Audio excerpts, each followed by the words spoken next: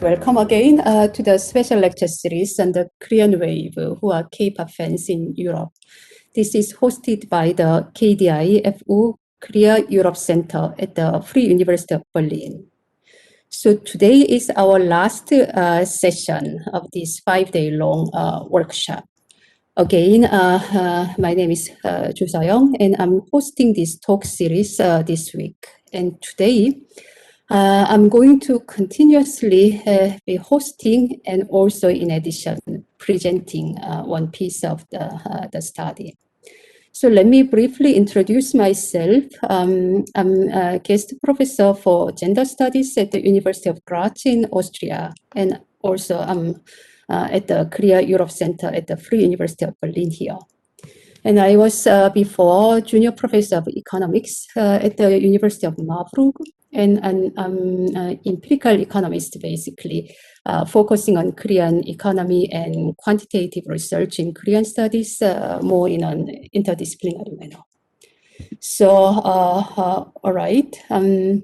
Our session today has two elements. First, I will present the results of a survey with students in Korean studies in Germany regarding their experience with and participation in the Korean wave. And in the second part, we will have 3 students who will share their experience of the Korean wave. And afterwards, we discuss the things all together. So let me first share my slide. As I said, that I'm going to show you the results of this survey, which I conducted with students here in Germany. So basically, the Korean wave, what I understand, is a cultural phenomenon, the extent to which Korean pop culture is received, consumed, and recognized abroad. In this sense, we consider Hallyu as global cultural capital originating from South Korea but spreading to the world by sharing such cultural experience. So here we further observe that Hallyu cultural capital can be extended to economic and social capital because Hallyu consumers, they utilize their experience to develop other related activities for their studies, careers, and social network, and etc. So today we focus on 3 key related areas which young Hallyu fans in Germany are involved in. And they are motivation for Korean studies, participation in social causes initiated by K-pop fans, and fan entrepreneurship. With these points, I implemented a survey on student experience with the Korean wave under these subtitles: consumption, values, and participation. And this survey focused on 3 key points of questions. First, how one's experience with the Korean wave has led to interest in Korea and Korean studies. And second, how cultural consumption of Hallyu has influenced the development of one's social capital, especially social network and solidarity in this sense. And third, how Hallyu fans participate in economic and social activities which are related to Korean wave. And this is a snapshot of the online service which was conducted last month. Then the target group of the survey was bachelor's and master's students in Korean studies in German universities. And so far, 206 students have answered to this survey, which represent about 20 to 25% of the students in Korean studies in Germany. So given this number, the results are fairly well population representative because usually you get about 5% to 10% of the population you can cover in your sample, but by so far we have ensured more than 20% of the participants. The period of the survey conducted was, this is a brand new survey, so conducted last month and through online platform. So who actually answered the survey? This is predominantly women, female students, similar to the student body of the Korean studies in German universities. And about 75% bachelor student and 22% master student and some other students who have Korean studies as minors and etc. And nationality and ethnicity, German students are, the absolute majorities in terms of their nationalities. And I further asked the questions about their ethnic Korean background, but these students with ethnic Korean backgrounds are quite minorities. In this sample, only representing 2% of the respondents. So, this actually quite well similar to my experience having taught in Berlin and Tübingen, that female domination and also the student with Korean background are actually rather relatively rare cases. Then let's have a look at this survey results. First, I asked some basic question about consumption of Korean wave by genres. So the question was whether they have listened to or watch or seen Korean pop song or dramas or movies during the last week. And as one could well guess that, the most popularly consumed genre is K-pop, but equally popular was K-drama, and K-movies and webtoons are also pretty popular. So majority of the students in Korean studies, they have been exposed to these genres of the Korean wave. However, these games are not really very popular, so about a little bit more than 20% they have used Korean games last year. There might be a little bit more something to do with the gender composition of the student body here, because they have more female students and these online games are known to be more male dominated. Then further question about their Korean studies as their major. So most students answered that interest in Korean culture and society are the most important reason for choosing this major, but also many students, they expressed their interest in learning the language. And close to 50% of students answered that the Korean wave, their experience with Korean wave has actually influenced them to choose Korean studies as their major. And among those who said that the Korean wave influenced on their decision making, about 44% said that actually the Korean wave was an important factor in their decision making procedures.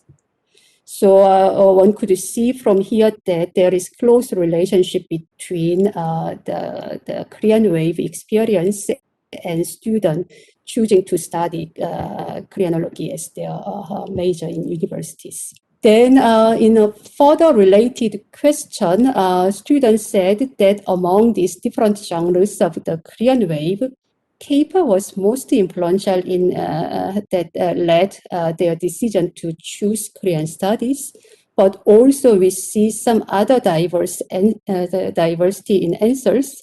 Korean dramas and webtoons and books and Korean movies are also relatively important, importantly contributing to student motivation to study Korean studies.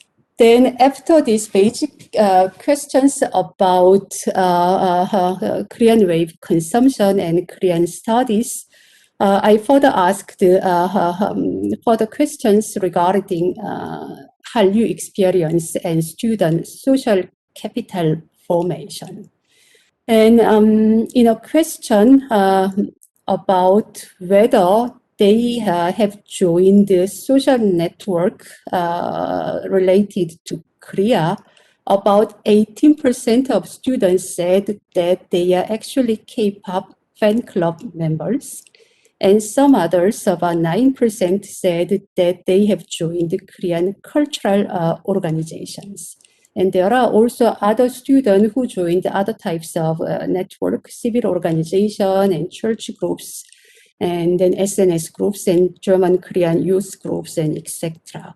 And as we see here, these social network are quite heavily culture-based. So either K-pop fan clubs or other these intercultural exchange organizations, which would reflect the interest of cultural interest of these the student in Korean studies. Then I further asked another question about these social activities which are organized by K-pop fans and fan clubs. As we see here, about 20% have joined some kind of activities related to Black Lives Matters and anti-racism campaigns. It could be online activities, sharing hashtags and etc., or could be something joining the protest or donating money to these causes. So this relatively high level of participation in Black Lives Matters, shows that these students are rather quite aware of this racial justice and sensitive to these issues. And also equally important social activities comes from these cultural exchange and multicultural activities, which is, I think it's not really surprising given the nature of the Korean wave as transnational phenomenon. And then about 15% of them have joined the Me Too movement or women's rights movement organized, pursued by these K-pop fans.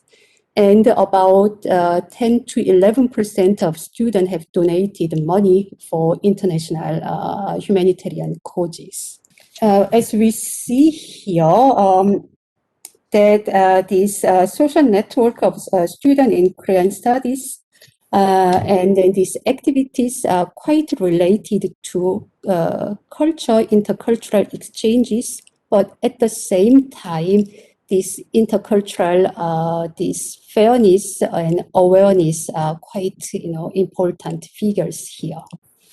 Then after this, the questions about social capital, I further asked another type of related capital that could be connected to the Hallyu experience, which is Hallyu fan entrepreneurship. About 21% of the students who responded to this survey, they expressed their interest in running startups related to Korea. And among them, about half of them answered that the Korean wave has influenced their interest to a quite significant degree. So we see some potentials that this cultural capital of Hallyu experience can be further developed and transformed into the economic capital of fan groups.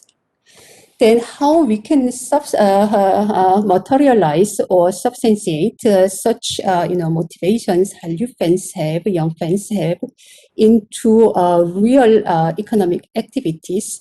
Here there is a policy implication that these Hallyu entrepreneurship ecosystems that can support fans' activities abroad, that should be more enhanced and should be brought up to these discussions at the policy arena.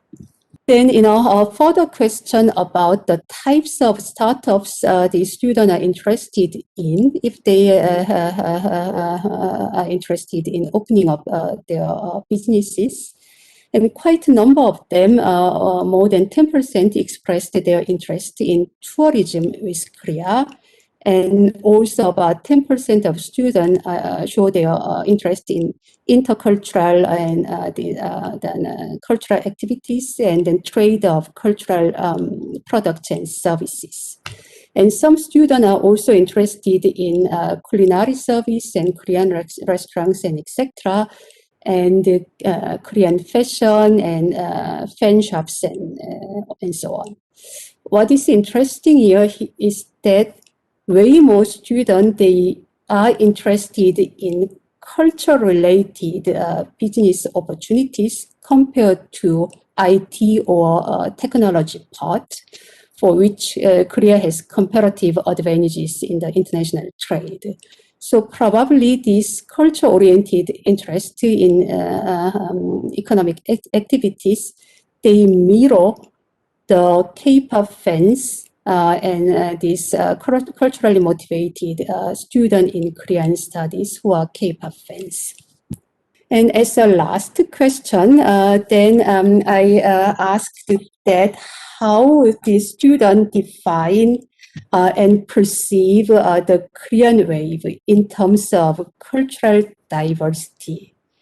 Then more than half of the students, the majority answered that the Korean wave refers to cultural diversity.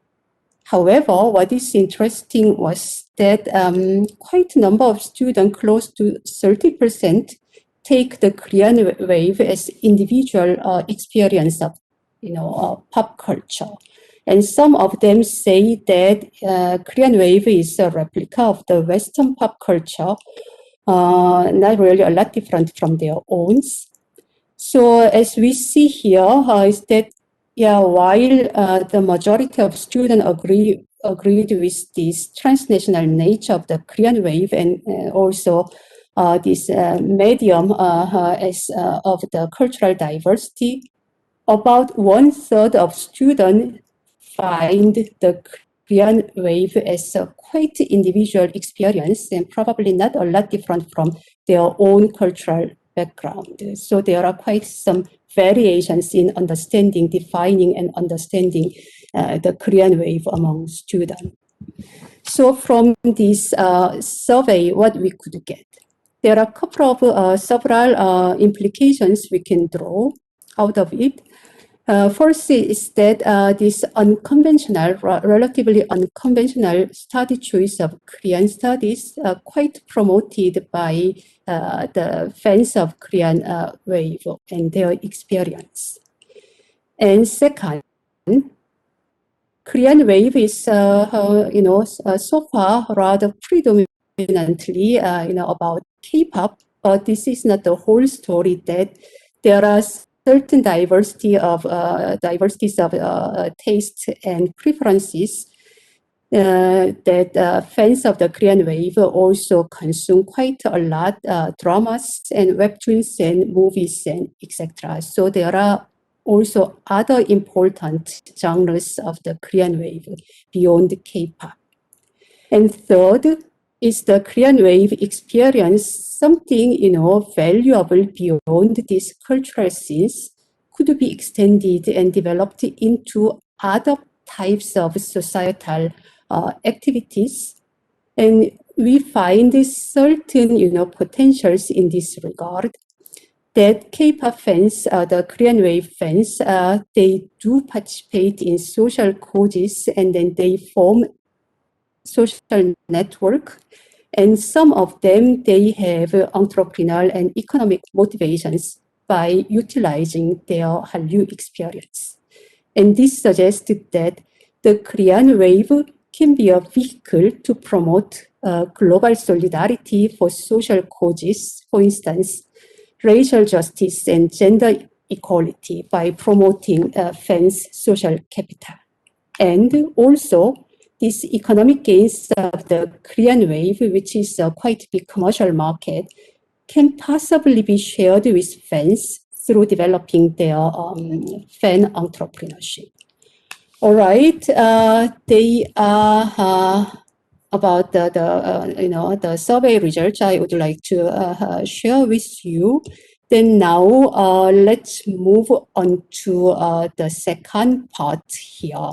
Let me then introduce our panelists. We have three students, three young women of the future who will join these panel discussions and share their experience with you.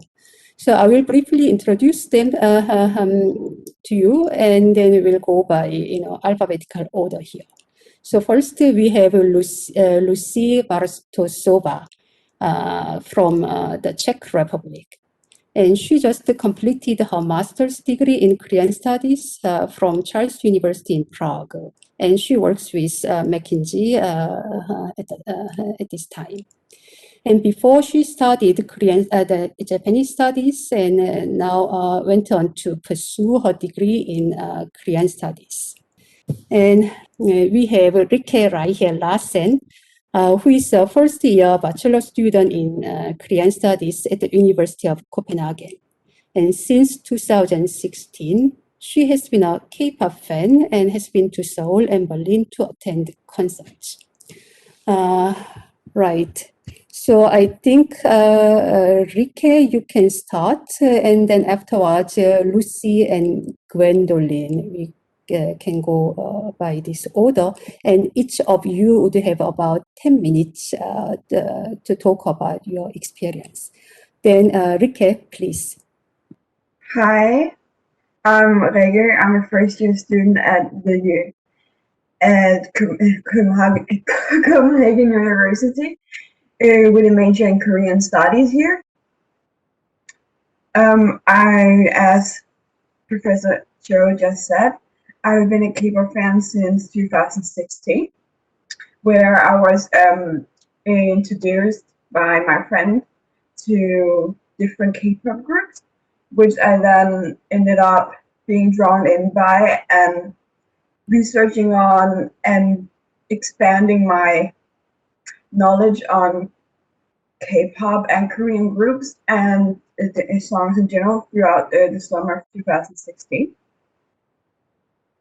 And I used YouTube for that a lot, and I really thank the recommendation system on YouTube. And then when I went to boarding school the year after, I met for the first time some other people who was into Hallyu and K-dramas and Korean music, who introduced me to the world of K-drama, which has taken me by storm since then and for the last 5 years. And I started to learn about the culture and started really to getting into not just the music and enjoying the sound we produced, but also the culture and the background of all the lyrics by watching the K-dramas and variety shows. And then I wanted to understand much more of the language. So I started learning Korean with the Talk to Me Korean, which I heard that many uses, which has been a huge help for me. And then afterwards, I finally got the chance to go to a concert and experience that whole fan culture. And I had to go to Berlin, so I went to Berlin to my first concert, which was a huge experience to meet so many other people, which I'm not used to because it's very rare to meet people with interest in Korea. You're not studying Korean studies and living in Copenhagen, which I wasn't into recently. So I started my studies last autumn. And then later on in the summer of 2018, I took a chance to see if this could be something I could actually have an interest in the future. So I signed up for a language course in Seoul with a company called EF, Education First, for 3 weeks in Korea, which really helped me try out if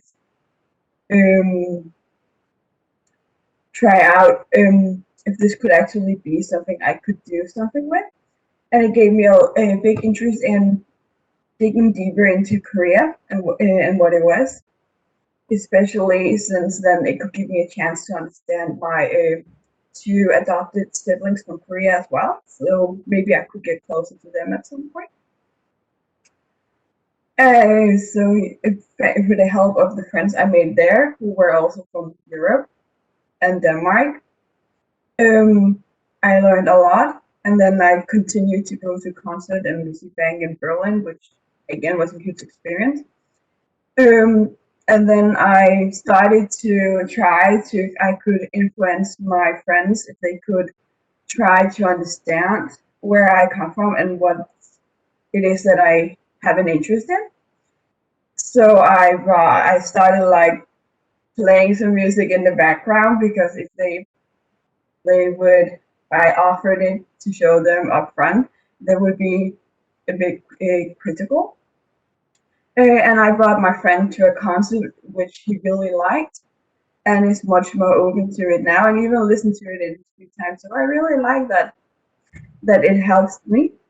I went to an open house event for the university that I'm attending to now, around 2 years ago, which was the deciding factor that this is what I was gonna do. That I could actually make a career and still have fun with it, and actually have an interest in it, because I met my now teacher, and she told me this history about a Danish company trying to export a Danish dinner concept called Saturday Chicken, but it wasn't a success because they didn't know the culture, so it didn't end up selling, and it just failed in general. And I thought, like, wow, so a little bit of information could have such a big influence, and I thought that was so interesting. So at the end, I ended up studying Korean studies at the University of Copenhagen, which I've never regretted since it just combined everything that I liked, my interest in history and society, of course, but most important, my interest in the languages. I had a language major at my gymnasium before, where I studied 5 different languages, but Korean is by far my favorite so far. So it's like a combination of having fun with school and actually getting an education. And I like that I could actually meet somebody with the same experiences as me, because it's not interested in me. Because it's hard when you don't live in the capital, like Copenhagen, or in the bigger cities like Aarhus and Denmark, because they're not Korean themed activities or groups or like that. But in Copenhagen, where I live now, there's a Copenhagen Teacher Festival, which I'm looking very much forward to in 2021, if that's possible, of course. I chose Korean studies because I've never had an interest that has kept me interested for so long as K-pop and K-drama has. I've never had an interest for more than a few months, but this stuck with me for 5 years. So I knew there must be something here that I really wanted to do. So that was my inspiration for choosing the Korean studies. And afterwards, when I'm done in 4 years' time, I'm not quite sure what I want to do. I'm definitely going to take the master in Asian studies with specialty in Korean studies, which is opening at the University of Copenhagen this autumn, which I'm very, very excited about. But I think, and I had 2 ideas about what I want to do. I would like to work maybe at the Ministry of Foreign Affairs, work at the Danish Embassy in Korea, which could be very interesting. And I could learn a lot more about the cultural exchange, which I'm very interested in. And I would also like to work in translation and making subtitles, because I know I've been there when I had to wait for the subtitles, and when there weren't subtitles, that was kind of difficult and hard. So I would like to give that up to help with that for future K-pop fans as well. Also because my parents have been trying to learn me, get to know me, the new me, by trying to watch a drama or Korean movie with me. But they are not very good at English, so they don't get the subtitles. So I would like to have the opportunity to provide for them a chance to get to know the daughter and to share my passion with my family and friends. But I'm not quite sure. I'm not certain yet what I'm going to do. But Korea is definitely taking up most of my time right now, and is going to be in the future as well. I hope my history, my life could help you guys. Thank you for listening to my story. Yeah, thank you very much. That was Rikke Larsen. Interesting talk. Then let's go to Lucie from Prague. Lucie, please. Hello, everyone. Thank you firstly for the introduction. Hello again, my name is Lucie, and I did just graduate master's degree in Korean studies 2 weeks ago in Charles University. And I also have a degree from Japanese studies, with which I actually started my university journey back in 2011. As for K-pop, I became a fan around 2009, which I think many of you know was a big year in K-pop. Not only some songs became internationally known, but it was also a year of many lawsuits, group breakups, separations, and so on. And before discovering Sonyeoshite, I was a hardcore metal fan, which I am still to this day. And it confuses most people because, well, how can you listen to metal and K-pop at the same time, right? As my colleagues covered in previous days, K-pop fans are still sometimes viewed in a negative light. And as Ms. Irina correctly said yesterday, fans usually keep their fandom to themselves, keep them private. And that was my case too. When I showed some K-pop music videos to my, well, metal friends back then, even as Rikke said, they were highly critical. I got laughs, and I heard the stereotypical stuff many of you might have experienced yourselves. Oh, they look like girls, and what language is that? And it's some crazy Asian stuff again. And me being very sensitive to remarks like that and seeing that clearly they were not open to new stuff, I just kept my passion private. Now, it was sometimes surprising for my colleagues in Japanese studies as well that I'm listening to Korean music. And I even had to hear questions like, well, why don't you go and study Korean studies then? And when I attended classes of Korean history and culture as a student of Japanese studies, again, I had to listen to stuff like, oh, the oppressor is here, or what do you think about Dokdo? And so on. For me, however, I didn't see a reason why I couldn't like both, why I had to prefer one over the other, because back, for example, in high school, when we learned English and French or French and Spanish, people didn't ask me why I'm studying both or which one I like better. So I was just stubborn in this way too, and I decided to keep both. Now, along with liking K-pop coming out of the taboo zone, so to say, many fans are now entering the Korean studies academic field. And if it's not too bold of me to say, with my own mouth, I consider myself as the example of how it can go right. As I mentioned before, I got drawn to Japanese culture first, then I started listening to K-pop, and then I entered university as a student of Japanese studies. During my studies, I came across Korea again, but this time from an academic point of view. I started studying the annexation period. I noticed the difference in history books and the way certain events are covered in various publications.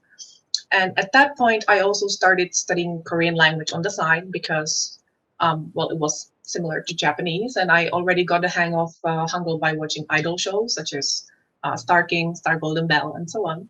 And I wanted to know more than just a few words. I fell deeper into Hallyu during my 6-month study stay at Tsukuba University in Japan, where I went to K-pop concerts and visited Koreatown and so on. So when I found out I can study Korean studies at the university as well, I just prepared for several months, got through entrance exams, and then studied both majors at the same time for 2 years. I graduated Japanese studies and went to Yonsei University for 1 year. then came back, graduated again, and then followed up with master's. So now why I think I'm a successful story is because I started with anime and K-pop, and now I got 3 university degrees. Do I think university degree should be taken as a measure of a person's success in life? No. But is it something the world considers important, for example, in job hunting? Yes. Now, thanks to my pursuing of Korean studies whilst not giving up on Japanese, I was able to write a thesis comparing Western and Japanese researchers' publications about the Korean traditional or folk religion from the time of Japanese occupation of Korea, which meant studying Japanese publications from 1920s about Korean shamanism. Now, many thought that as a K-pop fanatic, I would write about that, but no. It is actually possible to have a hobby, not become your primary academic focus. Now, still, many people are against young adults choosing Korean studies because of K-pop or Hallyu, and I do understand why. It was the same case in Japanese studies. We didn't really say that our motivation was anime and manga. It was always the culture and history. And I'm not saying it's the motivation for all, but for those who did start off as fans of the popular culture, admitting to those likes and preferences was out of question during entrance exams or the first semester, because they were seen as non-academic or not serious enough for university, childlike, just as K-pop and Hallyu is in Korean studies nowadays as well. Now, if one has a genuine interest in the country, I don't see why one's playlist should matter. On the other hand, making the decision to enter this academic field solely based on the songs you listen to or videos you're watching is a mistake, in my opinion, because the academia expects much more and you will be miserable during your studies. So in my opinion, university entrance exams should be the breaking point, where it shows whether you only want a language course with a few interesting information on the side, or if you really want a real academic journey, learning in depth and possibly making a career in this field. So I don't think K-pop is a bad motivation for Korean studies, but I think it's a bad reason if it's the only reason. It should only be the stepping stone, so to say, and if one does not have the passion and the drive to learn also about the history, politics, international relations, and so on, they should just look for a good language school instead. So that's, in my opinion. The problem in Czech Republic, I think, is that the state university is free. There are no charges.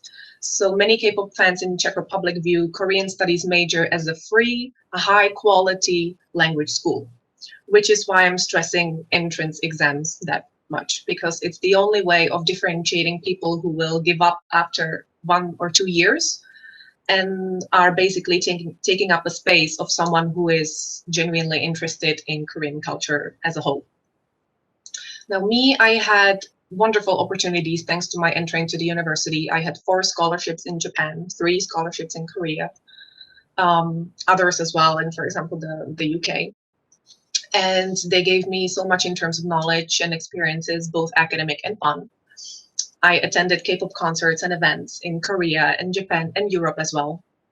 Now, the first K-pop concert I experienced was Super Show 4 in Paris, which was my first K-pop experience, to which I then measured all the others. Now, it was unique because K-pop was not really that huge back then. And so there were only about 3,000 people. And we were really all excited to meet others who actually listen to the same stuff that we do. So it was a big shock to suddenly go to a K-pop concert in, for example, Korea or Japan, where, for example, Kim Ji-Jung's concert in Yokohama had 30,000 people. SM Town or Shiny concerts in Tokyo Dome, I attended 50,000. GD, Big Bang Bigs, all these kinds of concerts or fan meetings, music banks in Gwangju. There were just tens of thousands of people. And of course, the experience was totally different. Now, the biggest difference I've seen between Asian and European K-pop fans is that on one hand, I felt more welcome in Asia. For example, people were more likely to help, offer a hot pack, for example, or talk a little, explain how purchasing of merchandise works, even offer interpreting during the members' talks if they thought that I don't know Korean. or Japanese. And I have not really experienced that in Europe, because there is interpreting and translating during concerts, but usually only to the language of a country in which it is organized. So if, for example, you don't speak German or you don't speak French and the concert is in Paris or in Germany, then really there's nothing you can do if you don't know Korean. On the other hand, I feel that in Europe we are more respectful to the idols and celebrities as a whole. For example, when we hear that they're dating or they're married, we don't shame them on social media. We wish them well, and of course, because we're far away, there are no Sasaeng fans here, and so on. So even though it is not my intention to judge which fans are better, definitely not that, because it's definitely caused by the difference in culture. There are so many aspects that we have to look on, dating and sex being a taboo even among adults, ignoring mental health problems, and many more. So I think that even though if we had idol culture here, I think European fans would behave the same as Korean fans or Japanese fans. But as of now, this is the biggest difference that I noticed through my K-pop journey. And one last thing I would like to mention is a certain duality of European fans I noticed many years back. On one hand, we want to share, as Rikke said, we want to share our newfound joy with others. But at the same time, we kind of saw ourselves as a sort of elite group where non-fans should not be present. And even though I myself did not think I belonged to one of them, it became clear that I did when Psy's Gangnam Style hit the charts worldwide. And suddenly everyone was talking about K-pop, and suddenly everyone was listening to K-pop, even though Gangnam Style was the only Korean song they ever heard. So they were not real fans, and they should not have the right to talk about what K-pop is and is not, because they don't know anything about it. But I dare say that this kind of mentality is slowly changing and washing away, largely because of BTS's success and the quarantine YouTube reaction videos, where the new fans are actually being more respectful and more open to the culture. And we don't really hear that much, oh, they look the same, or, oh my God, how many are there? And all these kinds of things that we heard many years back when K-pop was not such a worldwide phenomenon. So I think, even though it sounds like a cliche, that K-pop fans or Hallyu fans mentality is changing along with the demographics. And to conclude all my thoughts, I think K-pop is a great motivation for entering a Korean studies field, and it can be a great language teacher too. Thanks to the content idol groups are putting on the internet, people can learn about Korean customs, traditional games, important events, historical even, movies, folk tales, or habits. So, and thanks to the growing social networking, fans are now building bridges even between nationalities and religions, as we heard yesterday again. So I do wish that something's changed, fan wars would stop, but these are things that are present even in the Western music industry, so that will just take time. And I'm just forever grateful to Soyeon's G and their long legs, without which I would not have spent 1 year at the Yonsei University. I would not have met that many amazing people, and just ensured my life would be totally different. So thank you, and thank you all for giving me your attention. And if you have any questions afterwards, I'll be glad to answer. All right, great for your insightful these remarks, and also sharing your detailed experience. I would suggest that we have rather some more casual way of the discussions, because I mean it's quite fun to share experience from quite diverse groups of people. And then today is also our Salal, and then Friday afternoon. So yes, I would very much encourage you to ask questions to students about their specific encounters or examples or etc. Yeah, please. And one of the things I found quite interesting is that, all of you, got interested in Korean studies in relation to K-pops, but in some ways I have the feeling that you were initially interested in these Asian things quite a lot. So I wonder whether there is certain, kind of endogeneity there. In the sense that those who were more somehow open to or interested in different types of culture, they become K-pop fans or Korean wave fans. And then afterwards, they decide to study Korean studies or Japanese studies or other East Asian studies. So what do you think about actually yourself? Or do you think that you were initially more like, driven by intercultural interest, especially coming from East Asia? I guess one of you or some of you could answer, Rikke or Lucie or Gwendolyn. Thank you for the question. I think that I think Gwendolyn mentioned it also in her talk. It was in Europe very much based on what was available to us. And we did have a lot of anime in television. And even though it was dubbed in Czech language, in the evening, sometimes it went in Japanese. So that was the primary motivator, that we actually heard something alien to us, something interesting, and that became the stepping stone. But we did not have any Korean webtoons. We did not have any Chinese movies in the TV. So that is why even today there's many more people interested and trying to apply to Japanese studies in the Czech Republic, because simply that culture was here first and it has a stronger base. Now, thanks to K-pop, thanks to Korean dramas and movies, in the last few years, Korean movies were were really, really popular here in Czech Republic, thanks to Asian movie festivals and so on. So now Korean studies are actually catching up to Japanese studies numbers, and the least somehow represented are the Chinese studies, because we just simply do not have the opportunity to see Chinese anything basically on TV, or you would have to actively search for it on the internet. So I think it's it's just based on what you see as a child, what you can see, and then it's up to you if you pursue it further. Yeah, in my opinion. Okay, yeah, interesting.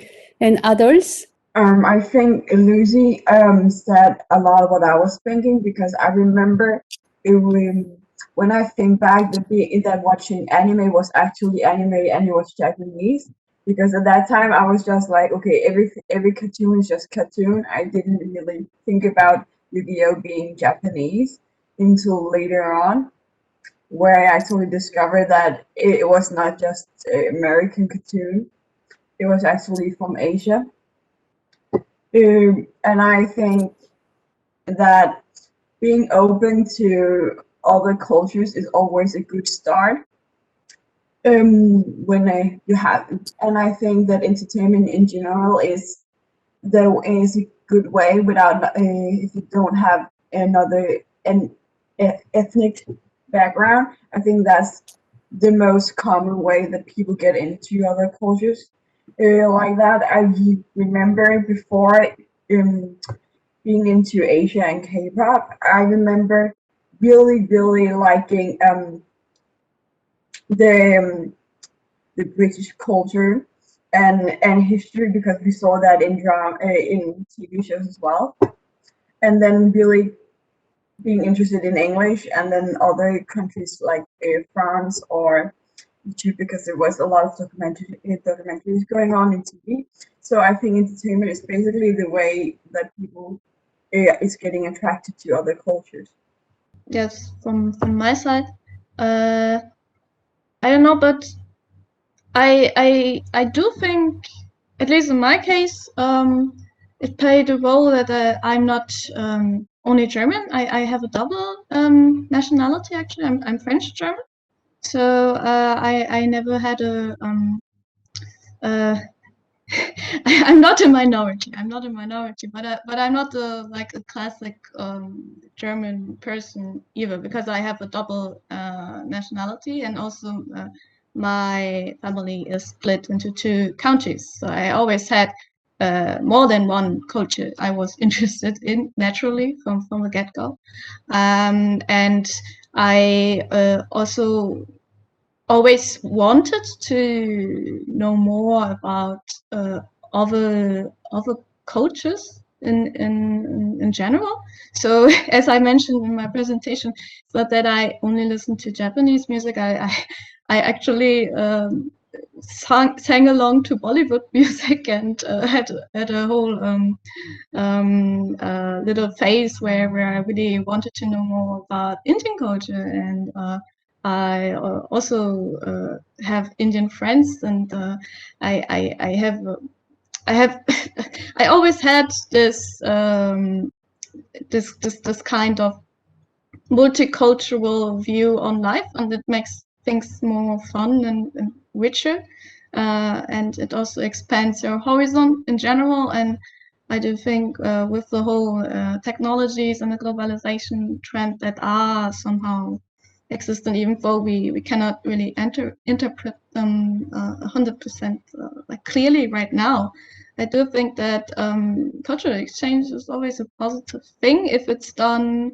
in a with now I'm talking about emotions, but with a good heart somehow, not with a goal to profile yourself and say, yeah, my country is the better one or something like this. Not to compare, but just to learn from each other. That's maybe a too idealistic way of seeing it, but it's something I would like to believe in. Yes.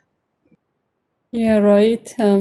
I mean, in a way, if you dig into your identities, I mean, many people would find that you are actually multicultural than you may have thought earlier. But I mean, people don't necessarily define themselves in that way. But I think what I was actually always interested in was that whether actually one could enjoy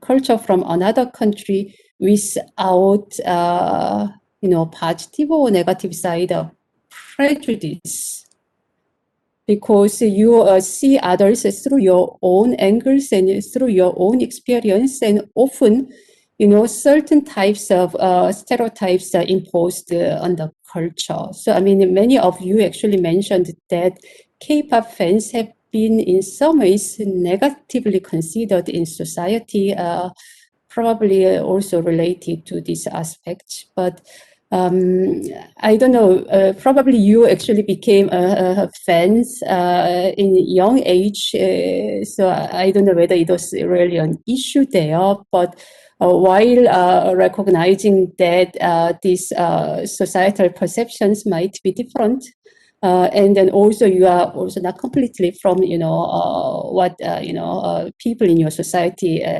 think and then believe. So I don't know how you would deal with this one, that now you are appreciating something considered as subculture, which might be different.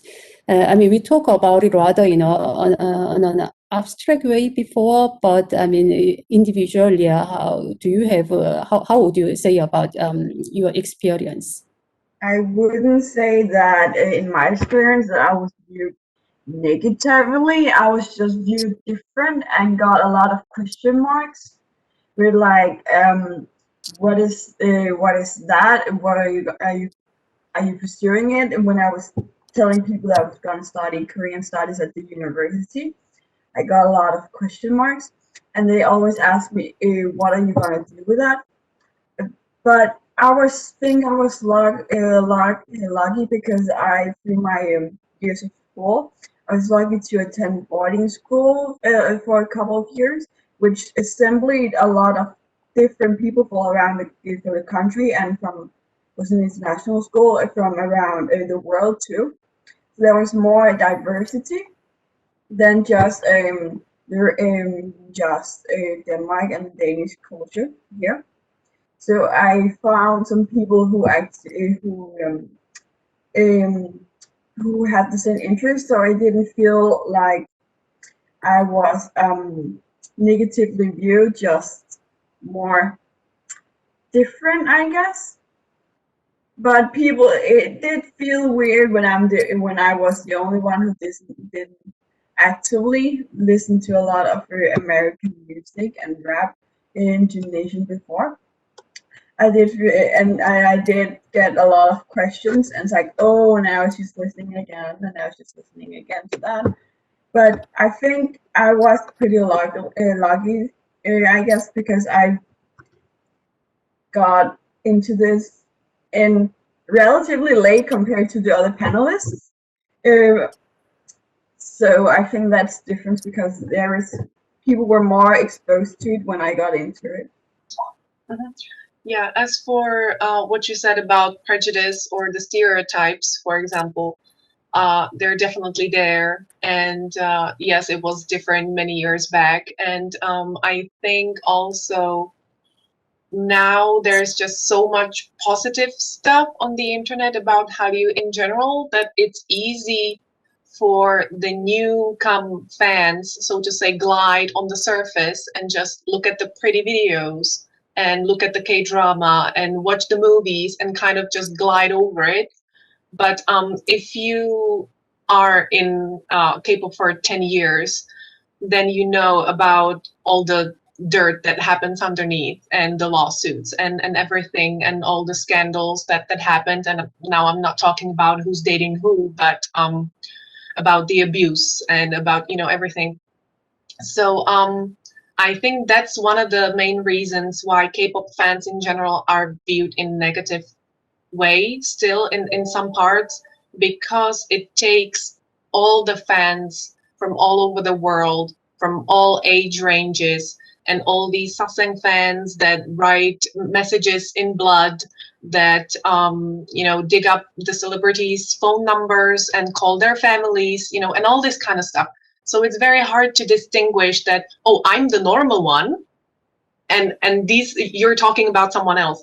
So I think that's why many people weren't kind of, I don't want to say ashamed, but didn't want to say that I'm listening to K-pop, because they have heard these stories back then.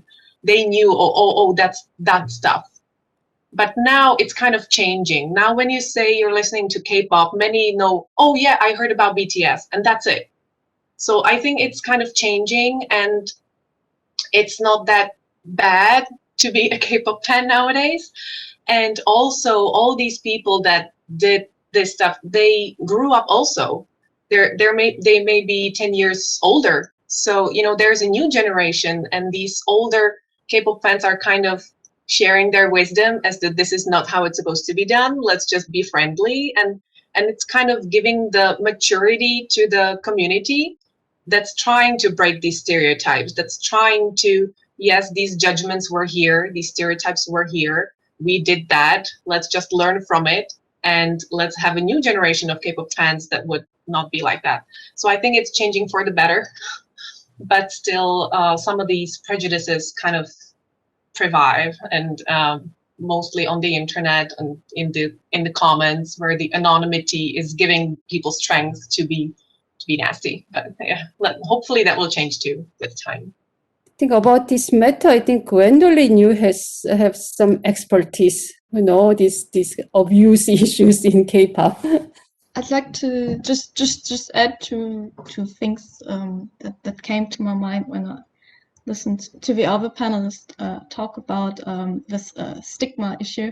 So I maybe in my presentation I talked about how the introduction of internet somehow picked up the pace, and I think a lot of people through the internet got introduced to K-pop and everything. That's something I see people sharing.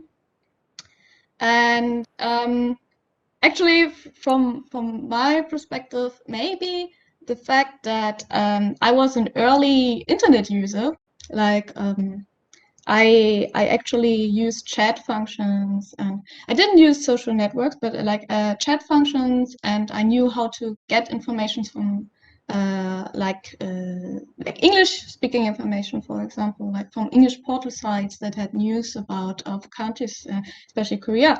That's something somehow in my age group was not usual. Like people would not use the internet as a source of information for a lot of things. They would still go to libraries. I also went to libraries, and the internet actually costed something in the beginning. So every minute you had to pay around €1. So there were much higher costs, of course.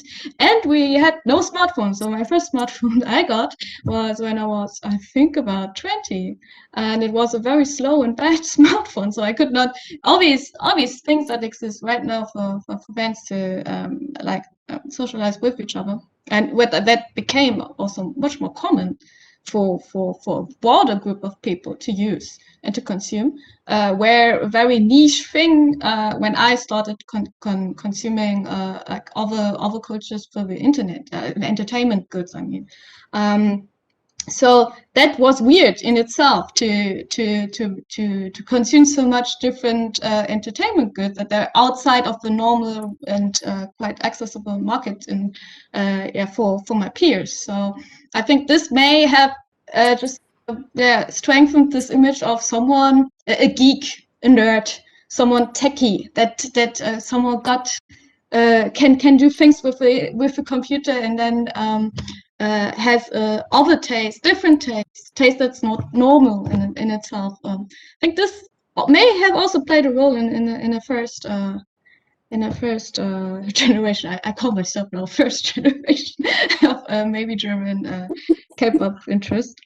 The second thing is also just China. The perception of China as an economic player, for example, is recent also. So at my times at school, when I was 17, where I started listening to K-pop and also dancing during the breaks with my friends to Wing Ding Dong of Shiny, of course.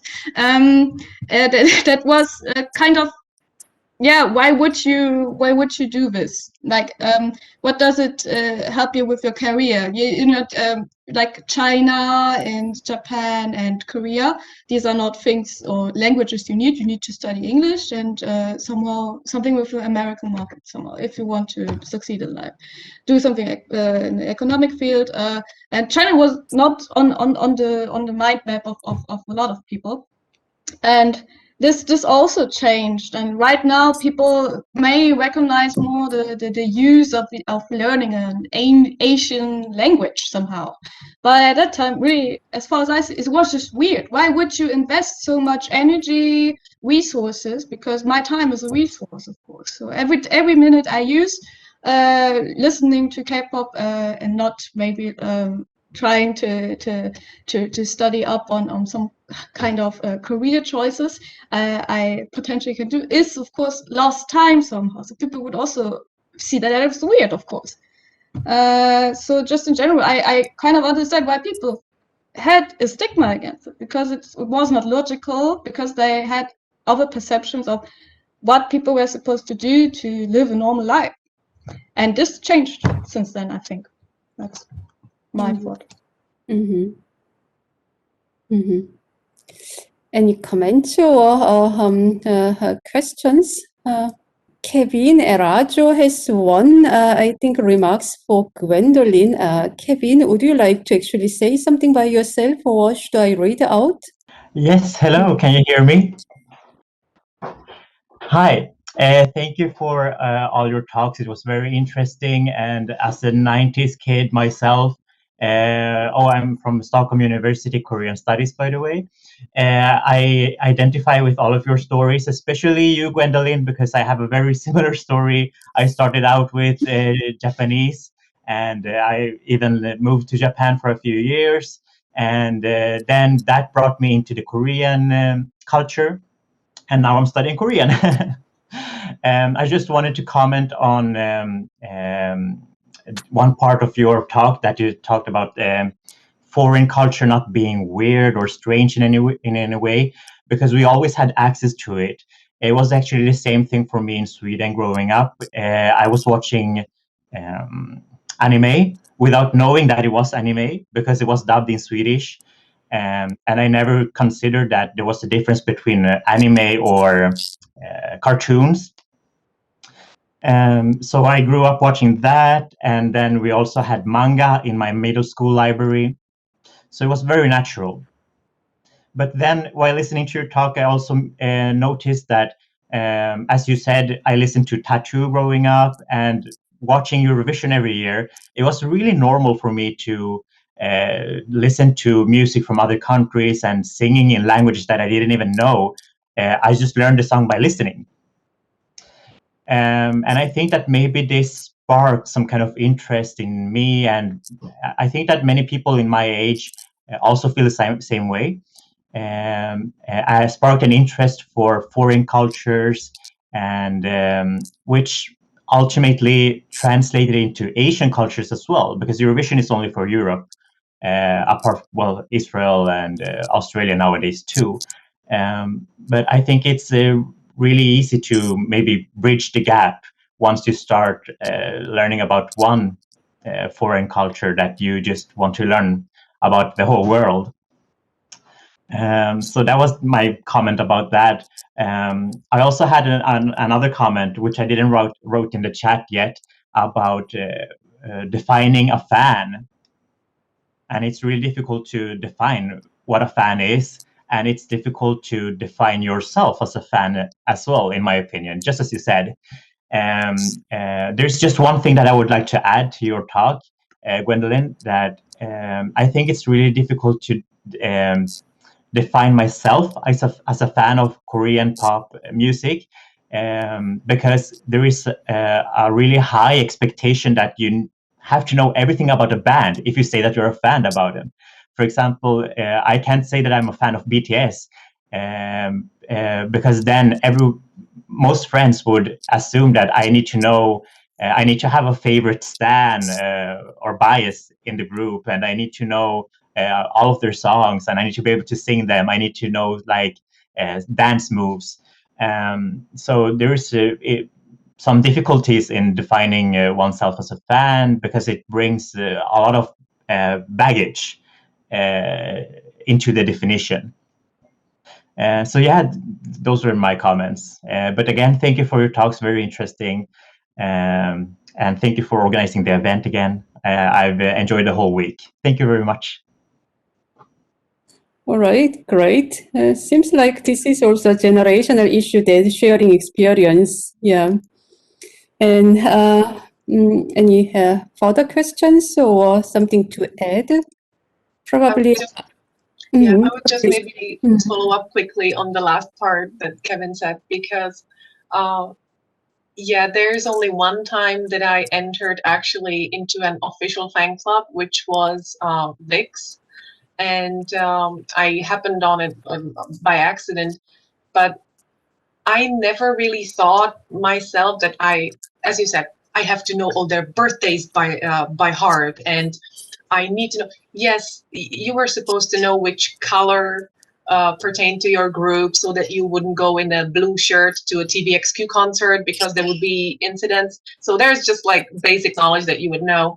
But yeah, I didn't really take it that seriously. But when there was actually a form, an application form into the fandom, and there were questions that I never imagined I would have to know to just be in the fandom. I just wanted a little card with my name that would have the pretty little stars on it. And I had to know how many musicals that this one specific member did, and that kind of stuff. So yeah, that kind of opened my eyes to what you said, that for me to be a fan, I have to know that much. Like, isn't it enough that I like what they do and I buy their album because I want to support them? And like, isn't that enough? And apparently no. So yeah, I feel with you on that one. All right, I think now we should close our session, right? So for today and the whole session, and yeah, again, yeah, many thanks for all presenters and panelists for your very interesting and great talks. And for the audience, especially those who could stay longer until Friday evening, yeah, many thanks for your participation and contributions. And lastly, I would like to express thank you again to the KDI School of Public Policy and Management for their support, and also a special thank you to the assistant team of PhD student Iswon and Gabriel Lux. So this week we discussed quite a lot about different aspects of Korean wave in Europe, in different diverse countries. So I hope that this has provided some valuable insight for you for your future research and studies, and I hope that we could continue exchanging ideas and cooperation in the future. So, all right, thank you very much, and I think we are all set, and have a nice weekend, and hope to see you soon. Bye.